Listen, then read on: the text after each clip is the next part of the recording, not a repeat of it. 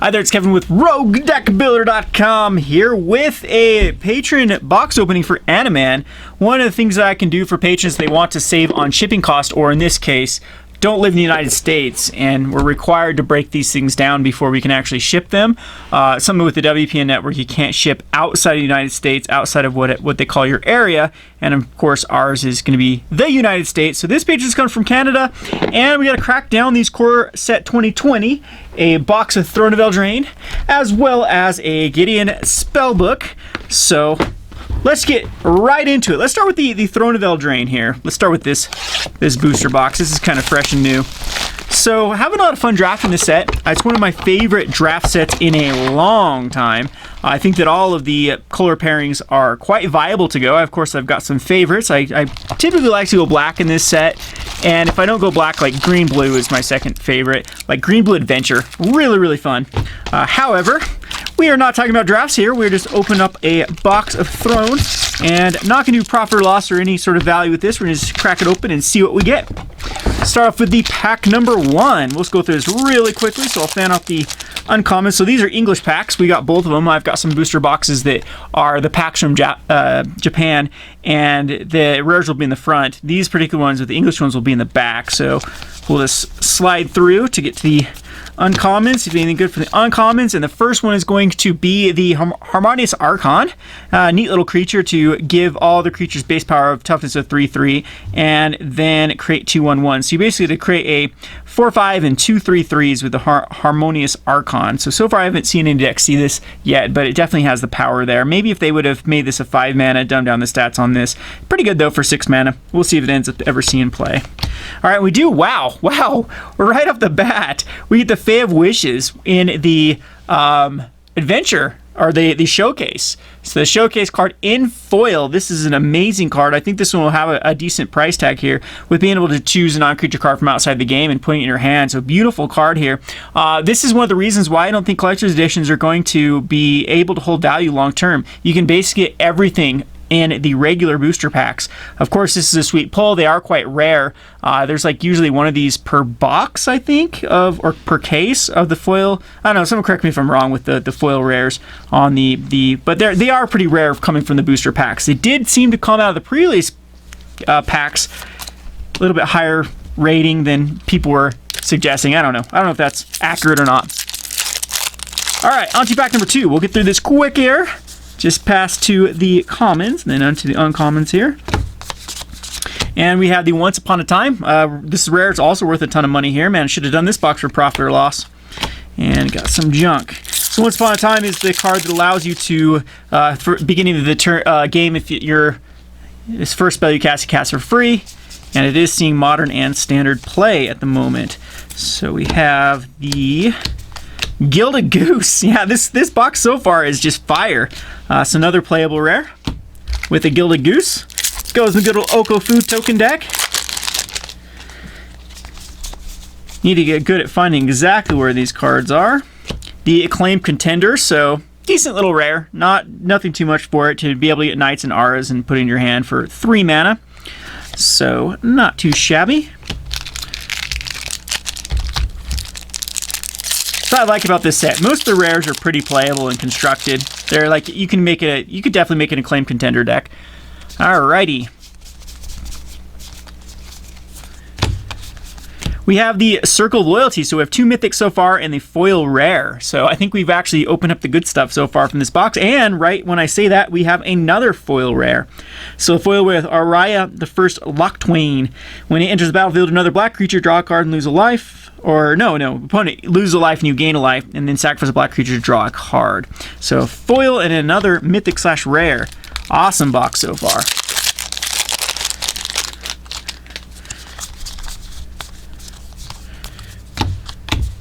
Got the Drown in the Loch, great card. And the Wicked Wolf, another playable card right now that I've seen. See play in standard in the food base deck. Then fight off a creature and make a 4/4 indestructible for a turn. A sweet little box. Can't be too unhappy with this.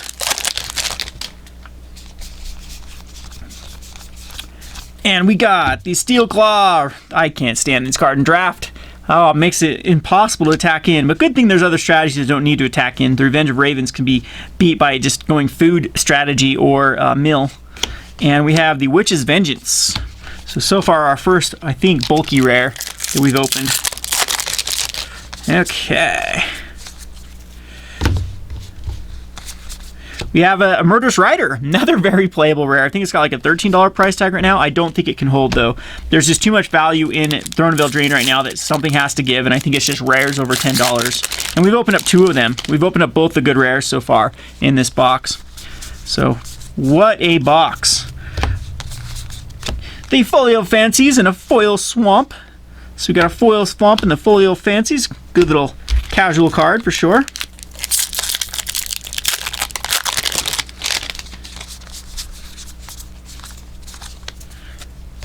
Next card is going to be the Fervent Champion. It goes in the Cavalcade deck right now. Another First Strike Haster for 1 mana.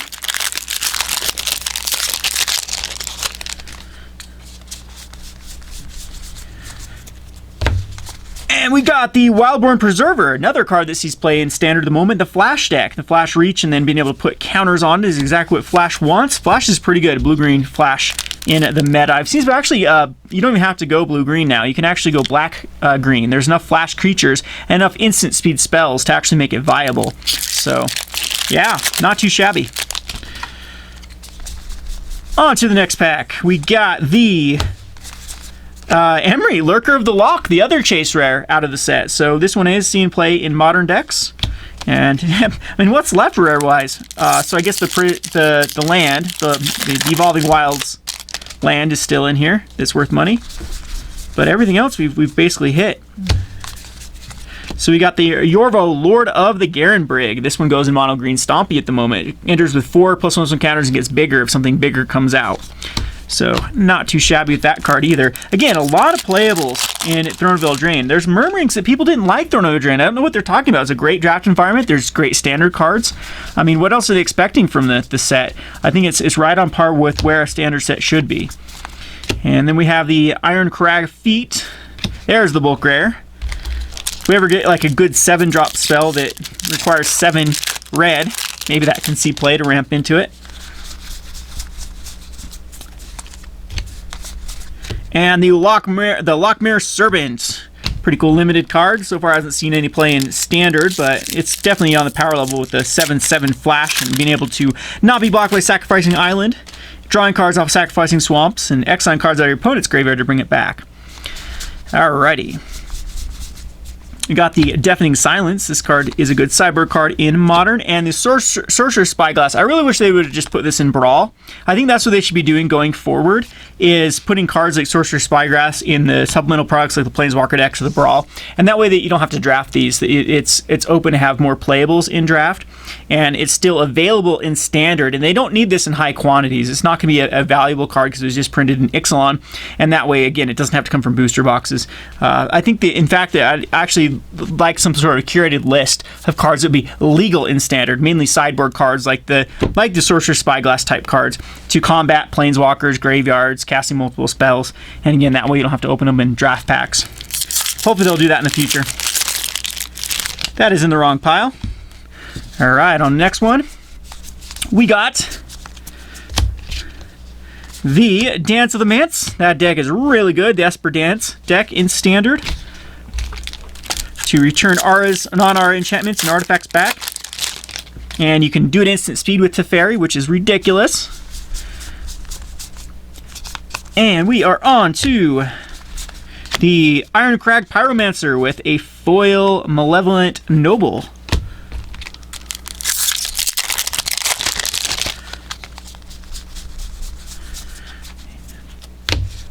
Got the Gadwick, the Wizened.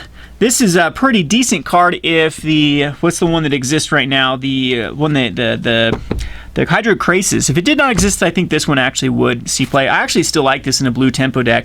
Even casting it without the X, and then be able to tap down your opponent's creatures just by casting cards like Opt, seems like a pretty decent tempo strategy. And then be able to, of course, draw cards later on by dumping more mana into it. This is always good. Alright, so we got the Adventure on the Oakham Ranger. And the Great Hinge. Talk about another playable mythic. This card is just bonkers good in draft. And there are some decks right now that are running it in standard. Very, very good card to get just huge card advantage. All right. So, Castle Ardenvale, one of my favorite cards out of the set. I still need to do my top 10 cards of cards I want to brew with. Spoiler alert, of course, this is on here. Why wouldn't I pick a card that could go in Soul Sisters? And then we have a foil adventure with Queen of Ice. So 2 foil adventures out of this box, 1 rare, 1 common. And again, those are the type of cards that make the Collector's Edition hold value. So this is why I'm under the impression this set's going to be really, really hard for those Collector's Edition to hold value. All right, we have the Fires of Invention and a foil Blow Your House Down. So pretty good on the foil so far. And Fires of Invention, of course, is another very good card in standard at the moment. There's an entire deck built around it. We have the Royal Scion. So there's Mythic number 4, I think we've opened. So not bad. This card I play in Phoenix, the Phoenix deck with the Royal Scions with the ability to draw and discard, or draw a card to discard a card, and then works perfectly with the Arclight Phoenix, and then give +2/+0 and trample to your Drake. Very, very good card. If it ticks up, it can do a lot of damage and draw a bunch of cards.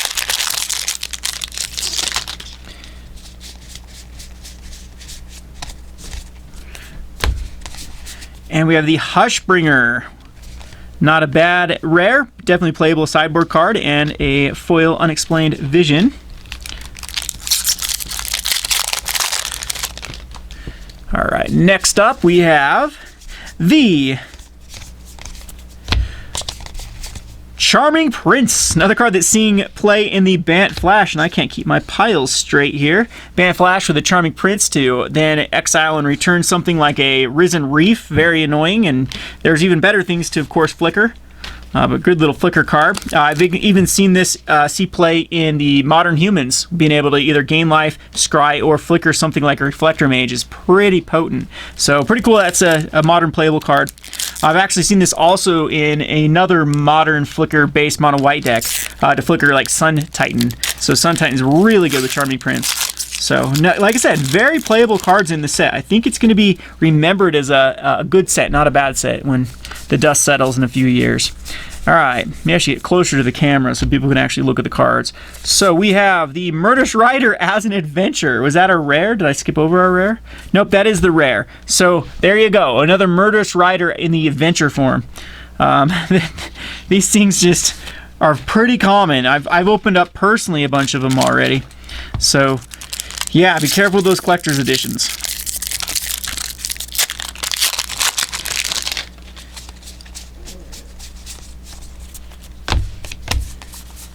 All right, Opportunistic Dragon. Decent rare, good card out of limited for sure. Probably not playable enough in standard, but 4/3 to then tempo out an opponent. Possibly the 3 toughness is kind of a liability right now in the format. I guess 4 is too, but not as bad. Got one of my favorite draft cards, the Lucky Clover in the adventure deck. And we got another adventure card. And we have the Castle Ebereth. Allows you to pump up your creatures. So in the Cavalcade deck, this is pretty good, as it can make all your creatures +1/+0, especially if you're running this the one that puts at 2 elementals plus, or even Chandra, just to get in there for some more damage. So again, another playable card, another foil. Keeper the Fables, good draft card. And we got another Lucky Clover. Why didn't I open this up and sealed? 2 Lucky Clovers and a seal, that'd been amazing. And we got the Piper of the Swarm. Good little, create some rats and take control of your opponent's creatures. Pairs up really well with the other rat generator in the set. Alright, so we got on this pack Happily Ever After. This card is actually kind of fun to play with Nicol Bolas, or not Nicol Bolas, Nimazet. There's a Nimazet Happily Ever After deck right now, so you just need to control the permanent of every type, and then it can be either in your graveyard or on the battlefield, and then you need to have a color of every type too. So actually not that hard right now in standard. With there's the Plane-Wide Celebration that creates a creature of every type. There's also a Sphinx that's a color of every type, and then Nimazet. So pretty fun card right now. Seen a couple decks run around on Arena with the Happily Ever After. We have the Hypnotic Sprite. Oops, I'm in the wrong pile here with those uncommons. And we have the Linden, Steadfast Queen. This card is a curse. I keep opening this in every draft and every sealed, and it's just horrible. The triple white makes this more like a 6 mana spell, not a 3 mana spell in draft and sealed, and it just doesn't really do much. Oh, I can't stand opening this card. And no, I don't think it's good enough for Soul Sisters. People keep asking me this question with Linden. It's not where you want to be in Soul Sisters on that turn. And we got a foil Swamp. Next up, we have the Resolute Rider and the Fabled Passage. So there's the last rare we were looking for with the land, the go and crack and get a basic land. And we've got another foil, the foil Death Toucher. And next up we have the Covetous Urge. Good little card. And the Giant Killer Normal. It's another kind of bulk rare. Jack and the Beanstalk.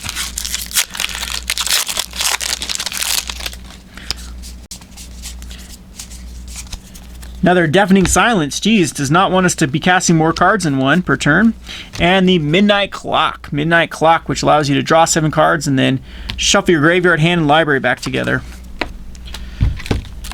Once you have 12 counters on it. It's not bad in Commander, though. Like, I think Commander, this is actually going to see a lot of play because with, 4 turns, 4 upkeeps, that's not that many upkeeps by the time it gets back around to you. And then crack and give you a full new hand. We have, on the next one, we have the Epic Downfall and the Stormfist Crusader. So each person is drawing a card and losing a life in their upkeep. So at the beginning of your upkeep, each player draws a card and loses a life. And it's a Menace 2/2 and a foil Return to Nature. Guess it's playable. And the last pack. See if we can get another Mythic to round out this box. But so far, it's a pretty good box. Don't know how much this box is worth. It probably is close to breaking even. I would say it's got some really good cards in it so far. We have the Wishclaw Talisman. He's playing the Mance deck, so allows you to tutor up a card out of your hand, and we do get a foil. So I don't know. Best cards here that we got out of this particular box is going to be the Fabled Passage is good, the Murderous Rider, of course, the Royal Scions, the Fire's Inventions, Castle, Great Henge. Yeah, this is a pretty good box. If I would say so. We got even the Emery. Got most of the chase rares. The Mythics could have been better, but 2 Murderous Riders isn't bad. One being the showcase version. So there you have it with the box. Let's get on to let's do the Gideon Spellbook next. So let's set these aside, and then we'll get on to the Gideon Spellbooks for Animan. So these are something you can get for like $14, I think, is the cost of the Gideon Spellbook, and I am getting a restock of these again. So it seems like these are coming out slowly from Wizards of the Coast. They keep releasing them to different distributors. You actually get your value in it at around $20. There's about $20 worth of cards, so you can turn 14 into 20 pretty easily, and that's not including like the random foil that you can get. So if you get the Rest in Peace foil, you can get, or the Path to Exile, you can get a little more value out of these. So Gideon Spellbook, we're gonna go ahead and crack it open, and it does come in a pack. And there's the pack of the Gideon Spellbook. I think it comes with really not like a booklet or anything. That's pretty stupid. Now just a little spellbook, little garbage there. Go ahead and crack this sucker and see what the foil is. So it's going to be all the same cards except for the foil is different for one of the cards. So it's going to be Blackblade Reforge is the foil out of the box set. And I think this one's going to age well. It goes in quite a bit of Commander decks. In fact, a Dominaria one is one of the more played cards out of Commander. So again, this will age well. And then there's the normal Blackblade Reforge, the Worship, the True Conviction, Shielded by Faith, Rest in Peace, that will age well, of course. For Modern, Path to Exile, of course, that will age well. And Martyr's Bond, and of course, Gideon Jura. So these are just awesome. I think that they just overprinted these, and that's why it just didn't have the good reception. It also had bad timing when it came out with Modern Horizons and other stuff that was competing for its attention. And unfortunately, there's a Blackblade Reforged out of this one. But these are some pretty good cards in here. Worship seen play in both Commander and in Modern. The Blackblade Reforged is a great Modern card. Martyr's Bond's a huge Modern card. Same thing like the Shield of Faith and the True Conviction. And then we have as far as Modern playable cards, you got two of the best white cards that see the most play out of white cards in Modern, which is Rest in Peace and Path to Exile. So people complaining about this, I don't know if they have the right to complain about it. I think it's perfectly price pointed. The price point is perfect for this particular set, because you don't want more value than this, because then they just skyrocket up into value and people crack them, and then it just leads to a bad taste with that sort of thing of people not being able to get them. And of course you don't want value where there is none. And then you get things like the Muyan Ling decks where you can't even sell the damn things because there's zero value in them. All right, last but not least, let's get to the Core Set 2020. This is a interesting product because Core Set 2020 has been dismally opened. It's one of the worst pre-release attended in a long time, mainly, especially in North America, mainly because they did it around 4th of July weekend. And so it was one of I think it was our worst attended pre-release of all time here at Gonro Games. And yeah, it's just, that's kind of how it was throughout the world. Therefore, there's a lot of these ones out. The bundles still, I think, are $24 to get. But pre-release packs are still something you can still buy from distributors. They come with this oversized die, this black and red one. I think the Eldraine one's a little bit more pretty than this one, but this is definitely a cool die. And then it also comes with the Chandra's Regulator with foil lands in here. And it comes with just a garbage land pack, which we're just going to throw out to save on shipping. So then, of course, if you want these from me, I highly suggest that you do not have me ship them sealed unless you're, using it as an investment. But if you're going to open them, have me just open it anyway, and I'll just chuck this crap and save on shipping, and you can get the contents. So we're going to do the same for these packs with the Core Set 2020. So these look like they come from the Japanese printer? Really? That's interesting, because you can feel how you feel the difference between them is the Japanese ones will have a lot of room in the pack. So you can see that room there, and then the rare will be in front. So let's see if that's the case, or possibly that might not be. So nope. Okay. So but it's still, no, these still feel like the quality though. I don't know. It's kind of different with the quality of this particular one. These are kind of shiny and glossy. So definitely isn't their main printer out of this bundle. And not all bundles will have the same. These just random packs in them, but kind of crazy with these. Just kind of feel weird. I don't know if you can see the difference here. So let's get on to, we have the Flood of Tears as our first rare, and a Flame Sweep and an Eagle. So three playable uncommons, and then there we go, Foil Temple of Mystery. Foily Temple of Mystery. Not a bad little crack there for the first one. Okay. On to the next one, another Undead Servant right off the bat. And we have the Villas Broker. Not a bad card either. The Villas Broker of Blood. Very, very good EDH card for sure. And some decent uncommons here. And the next one, we have Fairy Miscreant. Love that card. Skyner Vanguard. We have the Chandra's Regulators. So, hey, really wants you to play Chandra Tribal out of this box. Chandra Tribal. Not a bad standard deck, actually. Kind of hilarious standard deck. So, we got the next one. Focus there, camera. And we got the Temple of Mystery again. Jeez. Not foil this time, though.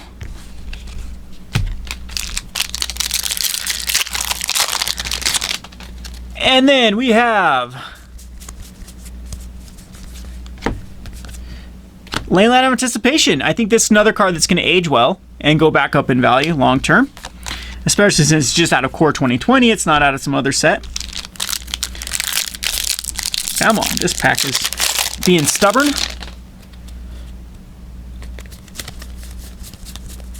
Alright, we have the Temple of Mystery again!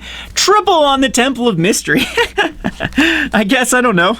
Blue Light Flash actually run Temple of Mystery, or is it the coming to play tap to actually mess it up? But look at that. 3 of the same rare. That's what's cool about bundles, is they just get random packs. It doesn't come in a normal print run here. So you could get like all mythics.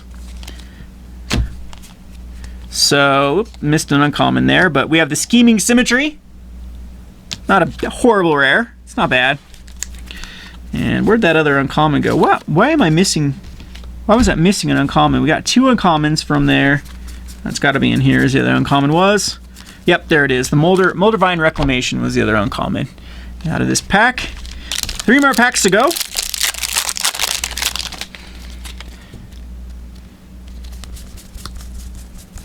And we got the Corpse Knight is a 2/3. So there's another misprinting on the Corpse Knight. So I guess the bundles can still contain the misprinted ones.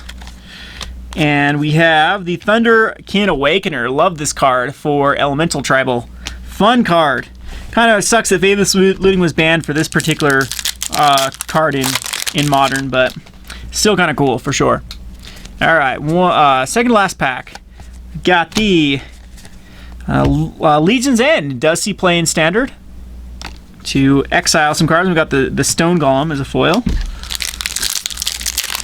And last but not least, the last pack, which Zach is going to comment on since he's interrupting our video. Just kidding, Zach. Ooh, you passed the best card. What did I pass? I got Bloodsoak Altar? Card sucks. I think you're thinking of Bolus' Citadel. Awesome. Well, it's not. It won me a pre-release. And the Wakeroot Elemental. There's that's a bomb in limited. But yeah, look how weird this one was, Zach. Look at the temples. What the heck? Did you even get a foiled rare? Or yeah, the foil rare was the temple. But I mean, God. 3 temples out of this. Oh. And yeah, kind of that was a bad bundle for sure. But made up for it with the Eldraine box was solid. I don't think you'd ask for a better Throne of Eldraine box. So this is going for Animan, for example, or for this is Animan's. So we're going to be sending this to Animan, and if anyone else would like me to open up product for them, you can always go check out my Patreon, and we give distributor pricing. So whatever I can get it for is what I sell it to you for. All you have to do is front the money and front the shipping cost and any fees associated with it, and you get product. You basically own a local game store. You're part of Gone Rogue Games. So join up and start cracking some packs with me, or I guess I'll crack them in your honor. We'll get on to the next one, and thanks for watching.